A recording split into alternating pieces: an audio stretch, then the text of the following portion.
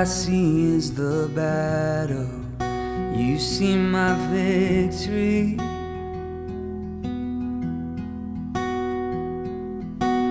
When all I see is the mountain, you see a mountain move.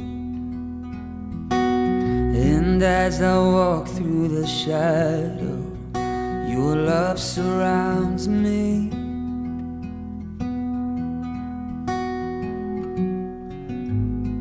There's nothing to fear now, for I am safe with you. So when I fight, I'll fight on my knees, with my hands lifted high. Oh God, the battle belongs to you. Every fear I lay at your feet, I'll sing through the night. Oh God, the battle belongs to you.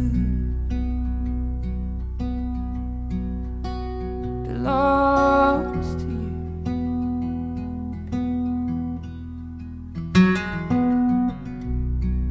And if you are for me, who can be against me?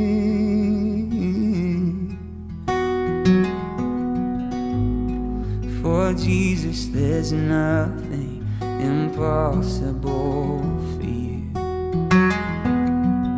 When all I see are the ashes, you see the beauty. Thank you, God. When all I see is a cross, God, you see the empty tomb. So when I fight, I'll fight on my knees, with my hands lifted high. Oh God, the battle belongs to you. And every fear I lay at your feet, and I'll sing through the night. Oh God, the battle belongs to you. An almighty fortress, you go before us. Nothing can stand against the power of our God. You shine in the shadow, you win every battle. Nothing can stand against the power of our God. An almighty fortress, you go before us.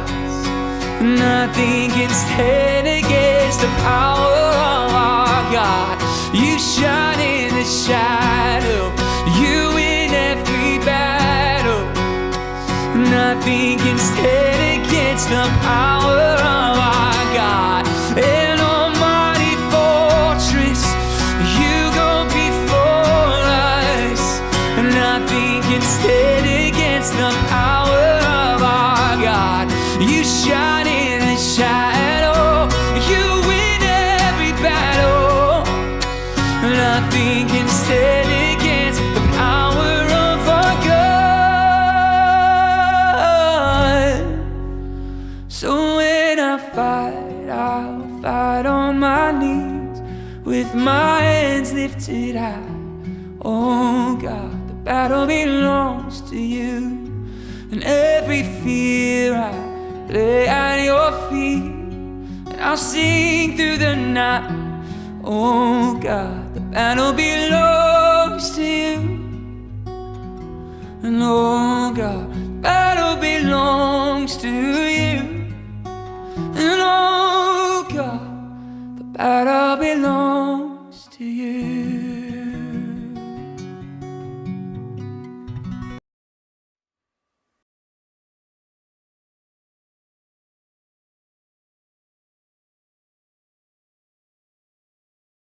Chapter 28.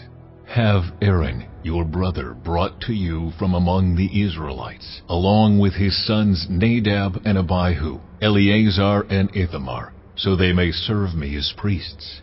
Make sacred garments for your brother Aaron, to give him dignity and honor. Tell all the skilled workers to whom I have given wisdom in such matters that they are to make garments for Aaron, for his consecration, so he may serve me as priest. These are the garments they are to make: a breastpiece, an ephod, a robe, a woven tunic, a turban, and a sash. They are to make these sacred garments for your brother Aaron and his sons, so they may serve me as priests. Have them use gold and blue, purple and scarlet yarn, and fine linen. Make the ephod of gold and of blue, purple, and scarlet yarn, and of finely twisted linen, the work of skilled hands. It is to have 2 shoulder pieces attached to 2 of its corners, so it can be fastened. Its skillfully woven waistband is to be like it, of 1 piece with the ephod, and made with gold, and with blue, purple, and scarlet yarn, and with finely twisted linen. Take 2 onyx stones and engrave on them the names of the sons of Israel, in the order of their birth, 6 names on 1 stone, and the remaining 6 on the other. Engrave the names of the sons of Israel on the 2 stones the way a gem cutter engraves a seal. Then mount the stones in gold filigree settings, and fasten them on the shoulder pieces of the ephod as memorial stones for the sons of Israel. Aaron is to bear the names on his shoulders as a memorial before the Lord. Make gold filigree settings and 2 braided chains of pure gold, like a rope, and attach the chains to the settings. Fashion a breastpiece for making decisions, the work of skilled hands. Make it like the ephod, of gold, and of blue, purple, and scarlet yarn, and of finely twisted linen. It is to be square, a span long and a span wide, and folded double. Then mount 4 rows of precious stones on it. The first row shall be carnelian, chrysolite, and beryl. The second row shall be turquoise, lapis lazuli, and emerald. The third row shall be jacinth, agate, and amethyst. The 4th row shall be topaz, onyx, and jasper. Mount them in gold filigree settings. There are to be 12 stones, 1 for each of the names of the sons of Israel, each engraved like a seal with the name of one of the 12 tribes. For the breastpiece, make braided chains of pure gold, like a rope. Make 2 gold rings for it, and fasten them to 2 corners of the breastpiece. Fasten the 2 gold chains to the rings at the corners of the breastpiece, and the other ends of the chains to the 2 settings, attaching them to the shoulder pieces of the ephod at the front. Make 2 gold rings and attach them to the other 2 corners of the breastpiece on the inside edge next to the ephod. Make 2 more gold rings and attach them to the bottom of the shoulder pieces on the front of the ephod, close to the seam just above the waistband of the ephod. The rings of the breastpiece are to be tied to the rings of the ephod with blue cord, connecting it to the waistband, so that the breastpiece will not swing out from the ephod. Whenever Aaron enters the holy place, he will bear the names of the sons of Israel over his heart on the breastpiece of decision, as a continuing memorial before the Lord. Also put the Urim and the Thummim in the breastpiece, so they may be over Aaron's heart whenever he enters the presence of the Lord. Thus Aaron will always bear the means of making decisions for the Israelites over his heart before the Lord. Make the robe of the ephod entirely of blue cloth, with an opening for the head in its center. There shall be a woven edge like a collar around this opening, so that it will not tear. Make pomegranates of blue, purple, and scarlet yarn around the hem of the robe, with gold bells between them. The gold bells and the pomegranates are to alternate around the hem of the robe. Aaron must wear it when he ministers. The sound of the bells will be heard when he enters the holy place before the Lord, and when he comes out, so that he will not die. Make a plate of pure gold, and engrave on it as on a seal, "Holy to the Lord." Fasten a blue cord to it, to attach it to the turban. It is to be on the front of the turban. It will be on Aaron's forehead, and he will bear the guilt involved in the sacred gifts the Israelites consecrate, whatever their gifts may be. It will be on Aaron's forehead continually, so that they will be acceptable to the Lord. Weave the tunic of fine linen and make the turban of fine linen. The sash is to be the work of an embroiderer. Make tunics, sashes, and caps for Aaron's sons to give them dignity and honor. After you put these clothes on your brother Aaron and his sons, anoint and ordain them. Consecrate them so they may serve me as priests. Make linen undergarments as a covering for the body, reaching from the waist to the thigh.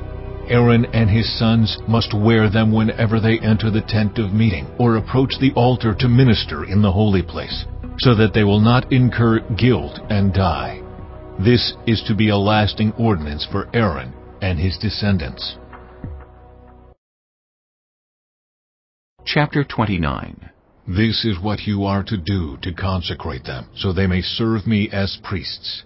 Take a young bull and 2 rams without defect, and from the finest wheat flour make round loaves without yeast, thick loaves without yeast, and with olive oil mixed in, and thin loaves without yeast, and brushed with olive oil. Put them in a basket and present them along with the bull and the 2 rams. Then bring Aaron and his sons to the entrance to the tent of meeting and wash them with water. Take the garments and dress Aaron with the tunic, the robe of the ephod itself, and the breastpiece. Fasten the ephod on him by its skillfully woven waistband. Put the turban on his head and attach the sacred emblem to the turban. Take the anointing oil and anoint him by pouring it on his head. Bring his sons and dress them in tunics, and fasten caps on them. Then tie sashes on Aaron and his sons. The priesthood is theirs by a lasting ordinance. Then you shall ordain Aaron and his sons. Bring the bull to the front of the tent of meeting, and Aaron and his sons shall lay their hands on its head. Slaughter it in the Lord's presence at the entrance to the tent of meeting. Take some of the bull's blood and put it on the horns of the altar with your finger, and pour out the rest of it at the base of the altar. Then take all the fat on the internal organs, the long lobe of the liver, and both kidneys with the fat on them, and burn them on the altar. But burn the bull's flesh and its hide and its intestines outside the camp. It is a sin offering. Take one of the rams, and Aaron and his sons shall lay their hands on its head. Slaughter it, and take the blood and splash it against the sides of the altar. Cut the ram into pieces, and wash the internal organs and the legs, putting them with the head and the other pieces. Then burn the entire ram on the altar. It is a burnt offering to the Lord, a pleasing aroma, a food offering presented to the Lord.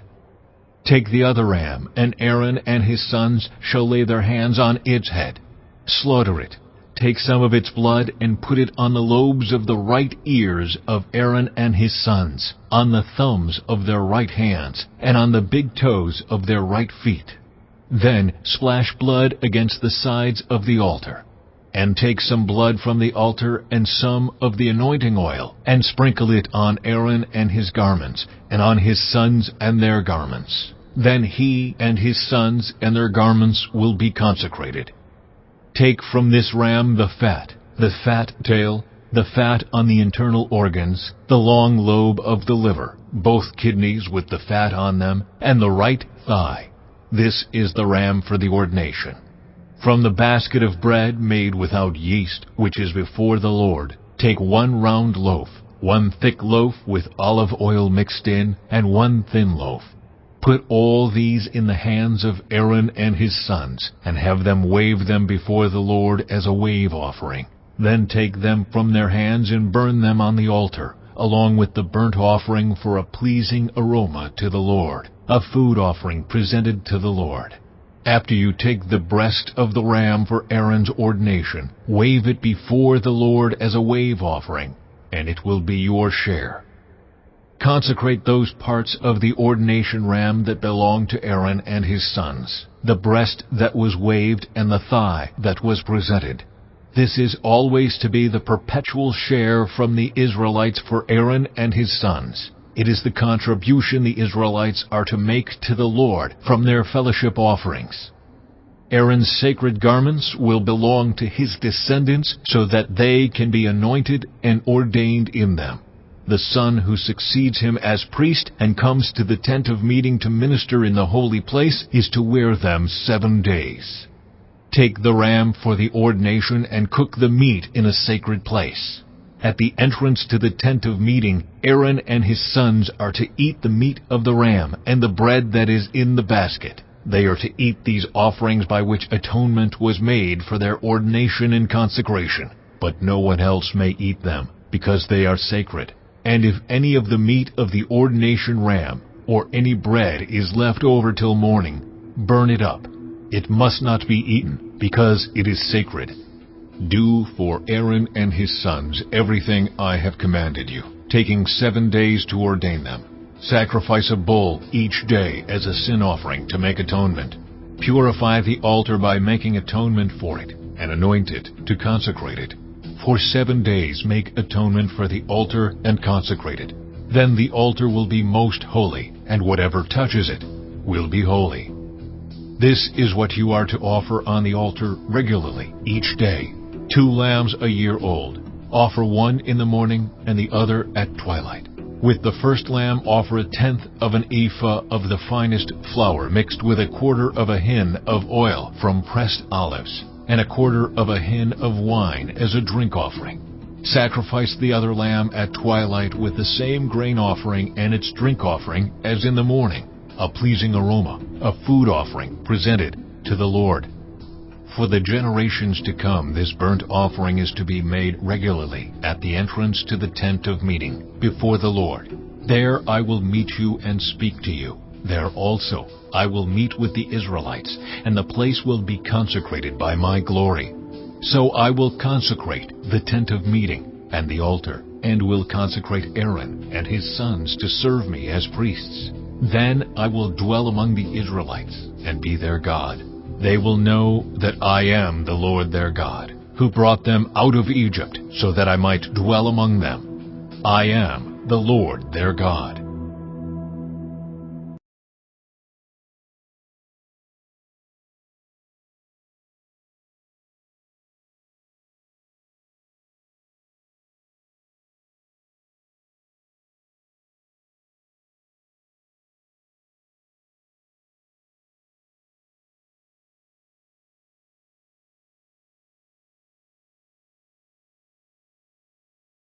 Chapter 20. One day, as Jesus was teaching the people in the temple courts and proclaiming the good news, the chief priests and the teachers of the law, together with the elders, came up to him. "Tell us by what authority you are doing these things," they said. "Who gave you this authority?" He replied, I will also ask you a question.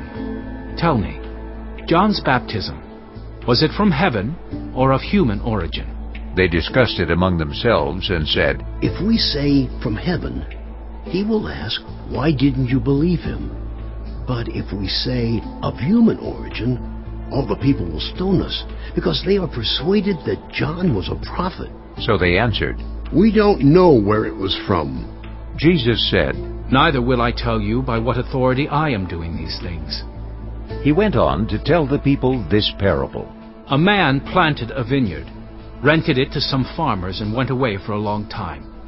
At harvest time he sent a servant to the tenants, so they would give him some of the fruit of the vineyard. But the tenants beat him and sent him away empty-handed. He sent another servant, but that one also they beat and treated shamefully and sent away empty-handed. He sent still a third, and they wounded him and threw him out. Then the owner of the vineyard said, "What shall I do? I will send my son, whom I love. Perhaps they will respect him." But when the tenants saw him, they talked the matter over. "This is the heir," they said. "Let's kill him, and the inheritance will be ours." So they threw him out of the vineyard and killed him. What then will the owner of the vineyard do to them? He will come and kill those tenants and give the vineyard to others. When the people heard this, they said, "God forbid!" Jesus looked directly at them and asked, Then what is the meaning of that which is written? The stone the builders rejected has become the cornerstone. Everyone who falls on that stone will be broken to pieces. Anyone on whom it falls will be crushed." The teachers of the law and the chief priests looked for a way to arrest him immediately, because they knew he had spoken this parable against them. But they were afraid of the people. Keeping a close watch on him, they sent spies who pretended to be sincere. They hoped to catch Jesus in something he said, so that they might hand him over to the power and authority of the governor. So the spies questioned him. "Teacher, we know that you speak and teach what is right, and that you do not show partiality, but teach the way of God in accordance with the truth. Is it right for us to pay taxes to Caesar or not?" He saw through their duplicity and said to them, "Show me a denarius. Whose image and inscription are on it?" "Caesar's," they replied. He said to them, "Then give back to Caesar what is Caesar's, and to God what is God's." They were unable to trap him in what he had said there in public, and astonished by his answer, they became silent. Some of the Sadducees, who say there is no resurrection, came to Jesus with a question. "Teacher," they said, "Moses wrote for us that if a man's brother dies and leaves a wife but no children, the man must marry the widow and raise up offspring for his brother. Now, there were 7 brothers. The first one married a woman and died childless. The second and then the third married her, and in the same way the 7 died, leaving no children. Finally, the woman died too. Now then, at the resurrection, whose wife will she be, since the 7 were married to her?" Jesus replied, "The people of this age marry and are given in marriage.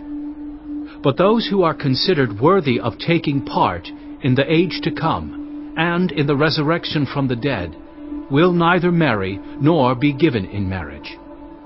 And they can no longer die, for they are like the angels. They are God's children, since they are children of the resurrection. But in the account of the burning bush, even Moses showed that the dead rise. For he calls the Lord the God of Abraham, and the God of Isaac, and the God of Jacob. He is not the God of the dead, but of the living. For to him all are alive." Some of the teachers of the law responded, "Well said, teacher." and no one dared to ask him any more questions. Then Jesus said to them, "Why is it said that the Messiah is the son of David? David himself declares in the book of Psalms, 'The Lord said to my Lord, sit at my right hand until I make your enemies a footstool for your feet.' David calls him Lord. How then can he be his son?" While all the people were listening, Jesus said to his disciples, "Beware of the teachers of the law. They like to walk around in flowing robes and love to be greeted with respect in the marketplaces and have the most important seats in the synagogues and the places of honor at banquets. They devour widows' houses and, for a show, make lengthy prayers. These men will be punished most severely." Chapter 21. As Jesus looked up, he saw the rich putting their gifts into the temple treasury. He also saw a poor widow put in 2 very small copper coins. "Truly I tell you," he said, "this poor widow has put in more than all the others. All these people gave their gifts out of their wealth, but she, out of her poverty, put in all she had to live on." Some of his disciples were remarking about how the temple was adorned with beautiful stones and with gifts dedicated to God. But Jesus said, "As for what you see here, the time will come when not one stone will be left on another. Every one of them will be thrown down." "Teacher," they asked, "when will these things happen? And what will be the sign that they are about to take place?" He replied, "Watch out that you are not deceived. For many will come in my name, claiming, 'I am he,' and 'the time is near.' Do not follow them. When you hear of wars and uprisings, do not be frightened. These things must happen first, but the end will not come right away." Then he said to them, "Nation will rise against nation, and kingdom against kingdom. There will be great earthquakes, famines, and pestilences in various places, and fearful events and great signs from heaven. But before all this, they will seize you and persecute you. They will hand you over to synagogues and put you in prison, and you will be brought before kings and governors, and all on account of my name. And so you will bear testimony to me. But make up your mind not to worry beforehand how you will defend yourselves. For I will give you words and wisdom that none of your adversaries will be able to resist or contradict. You will be betrayed even by parents, brothers and sisters, relatives and friends, and they will put some of you to death. Everyone will hate you because of me, but not a hair of your head will perish. Stand firm, and you will win life. When you see Jerusalem being surrounded by armies, you will know that its desolation is near. Then let those who are in Judea flee to the mountains. Let those in the city get out, and let those in the country not enter the city. For this is the time of punishment, in fulfillment of all that has been written. How dreadful it will be in those days for pregnant women and nursing mothers. There will be great distress in the land, and wrath against this people. They will fall by the sword, and will be taken as prisoners to all the nations. Jerusalem will be trampled on by the Gentiles, until the times of the Gentiles are fulfilled. There will be signs in the sun, moon, and stars. On the earth, nations will be in anguish and perplexity at the roaring and tossing of the sea. People will faint from terror, apprehensive of what is coming on the world, for the heavenly bodies will be shaken. At that time, they will see the Son of Man coming in a cloud with power and great glory. When these things begin to take place, stand up and lift up your heads, because your redemption is drawing near. He told them this parable. Look at the fig tree and all the trees. When they sprout leaves, you can see for yourselves and know that summer is near. Even so, when you see these things happening, you know that the kingdom of God is near. Truly I tell you, this generation will certainly not pass away until all these things have happened. Heaven and earth will pass away, but my words will never pass away. Be careful, or your hearts will be weighed down with carousing, drunkenness, and the anxieties of life, and that day will close on you suddenly like a trap. For it will come on all those who live on the face of the whole earth. Be always on the watch, and pray that you may be able to escape all that is about to happen, and that you may be able to stand before the Son of Man. Each day Jesus was teaching at the temple, and each evening he went out to spend the night on the hill called the Mount of Olives. And all the people came early in the morning to hear him at the temple.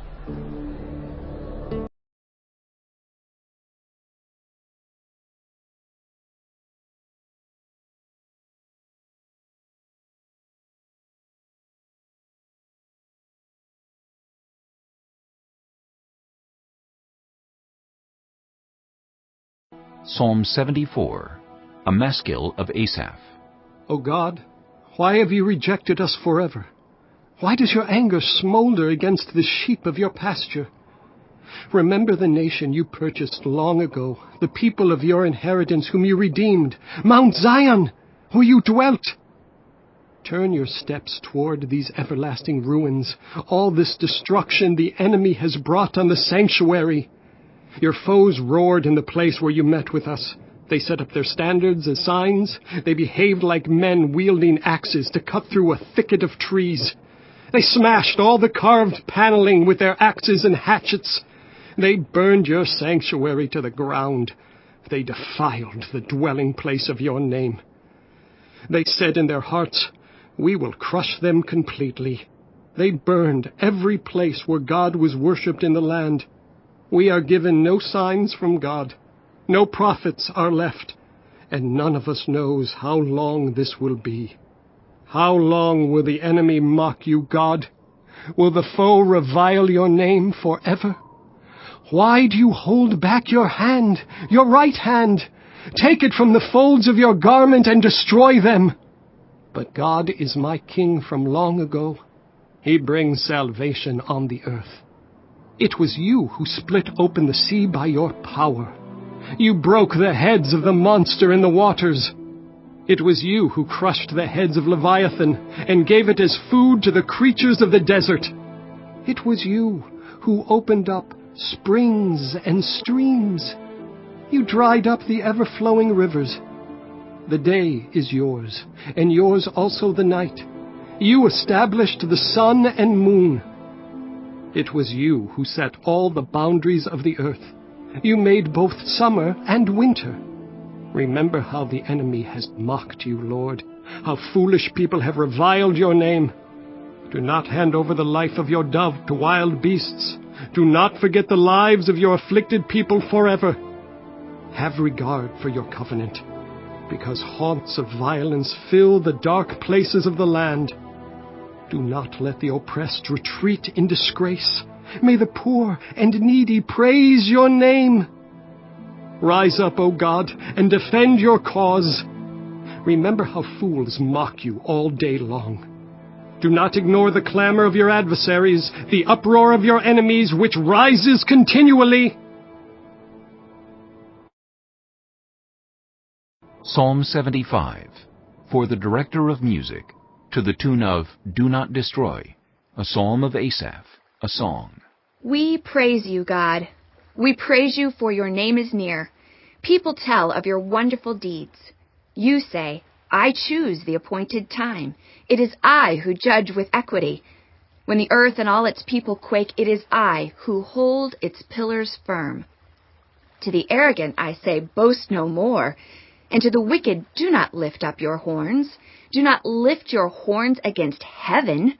Do not speak so defiantly. No one from the east or the west or from the desert can exalt themselves. It is God who judges. He brings one down, he exalts another. In the hand of the Lord is a cup full of foaming wine mixed with spices. He pours it out, and all the wicked of the earth drink it down to its very dregs. As for me, I will declare this forever. I will sing praise to the God of Jacob, who says, I will cut off the horns of all the wicked, but the horns of the righteous will be lifted up.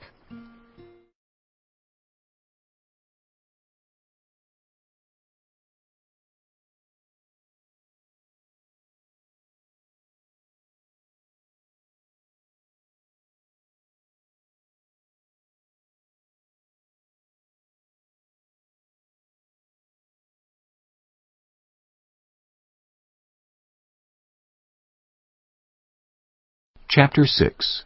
My son, if you have put up security for your neighbor, if you have shaken hands in pledge for a stranger, you have been trapped by what you said, ensnared by the words of your mouth.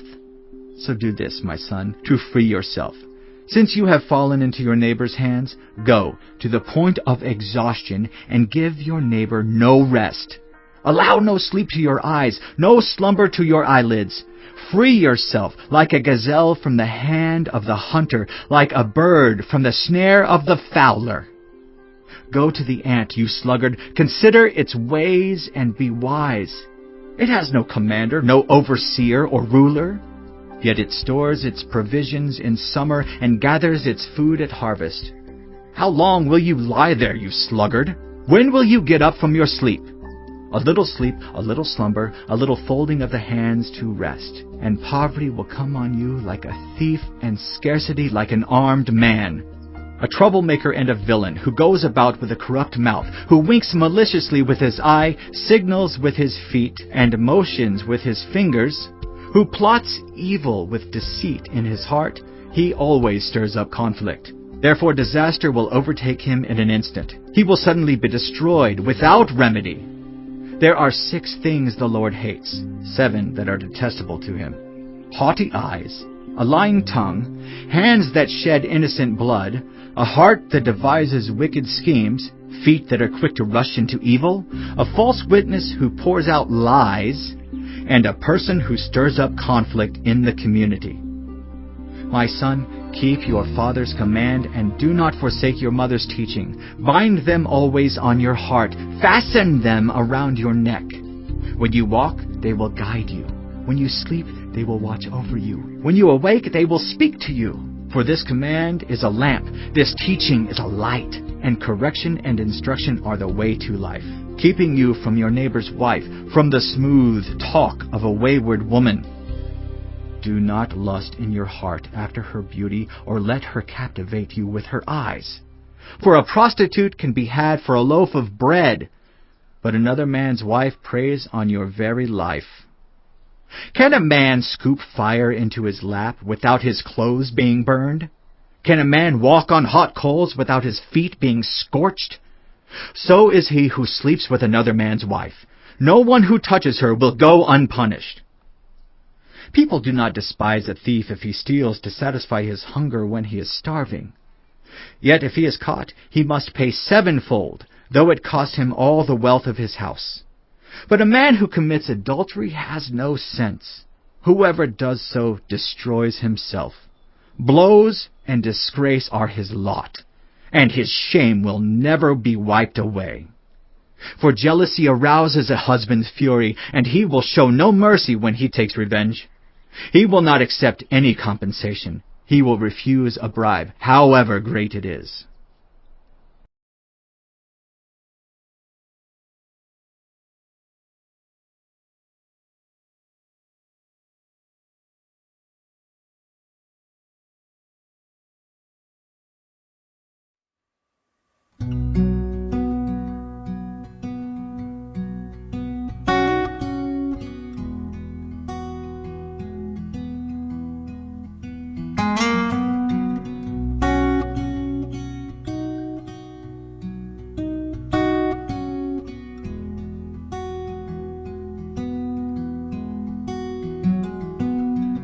When all I see is the battle, you see my victory.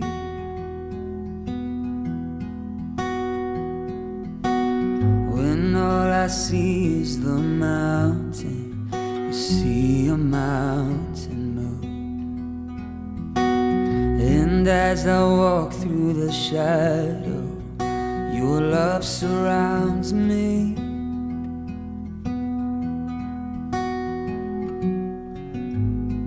There's nothing to fear now, for I am safe with you.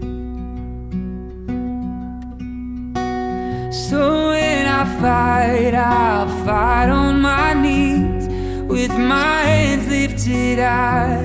Oh God, the battle belongs to you. Every fear I lay at your feet, I'll sing through the night. Oh God, the battle belongs to you. Belongs to you.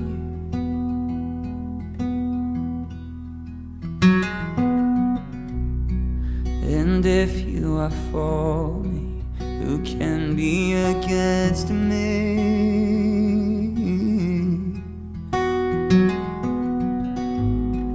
For Jesus, there's nothing impossible for you. When all I see are the ashes, you see the beauty. Thank you, God. When all I see is a cross, God, you see the empty tomb. So when I fight, I'll fight on my knees, with my hands lifted high.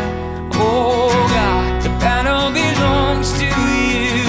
And every fear I lay at your feet, and I'll sing through the night. Oh God, the battle belongs to you. An almighty fortress, you go before us. Nothing can stand against the power of our God. You shine in the shadow, you in every battle. Nothing can stand against the power of our God. An almighty fortress, you go before us. Nothing can stand against the power of our God. You shine in the shadow, you win every battle. Nothing can stand against the power of our God. An almighty fortress, you go before us. Nothing can stand against the power of our God. You shine in the shadow, you win every battle. Nothing can stand against the power of our God. So when I fight, I'll fight on my knees with my hands lifted high. Oh God, the battle belongs to you, and every fear I lay at your feet, and I'll sing through the night. Oh God, the battle belongs to you, and oh God, the battle belongs to you, and oh God, the battle belongs